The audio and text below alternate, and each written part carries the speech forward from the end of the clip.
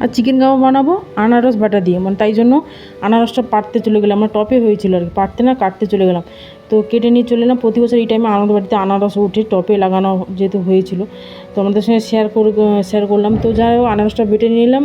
কিছুটা চাটনি হবে, ঘোড়া চাটনি, আর কিছুটা হচ্ছে কাবাব হবে। কাবাব খেতে কারো ভালো লাগে কিন্তু কমেন্ট করবেন, চ্যানেলটাকে সাবস্ক্রাইব করুন, ফেসবুক পেজ থেকে দেখলে ফলো করে পাশে থাকুন। তো লঙ্কাটা ভেজে নিয়েছি, ওটা চাটনির জন্য। এদিকে জিরে গুঁড়ো, ধনে গুঁড়ো, পেঁয়াজ বাটা, আদা বাটা, লঙ্কা বাটা, হলুদ, লবণ, তেল, সরষে তেল, আর হচ্ছে আনারস বাটা, তারপর সব কিছু দিয়ে তারপর মাখিয়ে নিলাম। পেঁয়াজটাকে আর ক্যাপসিকাম একটা করে চিকেন দিয়ে দিলাম, একটা করে ক্যাপসিকাম দিলাম, একটা করে হচ্ছে পেঁয়াজ দিলাম, আবার চিকেন দিলাম। এইভাবে ডেকোরেশন করছি। একটা পুড়িয়ে হবে, একটা তেলে মানে ফ্রাই করে হবে। তো দুভাবে বানালে কেমন লাগে দেখা যাক।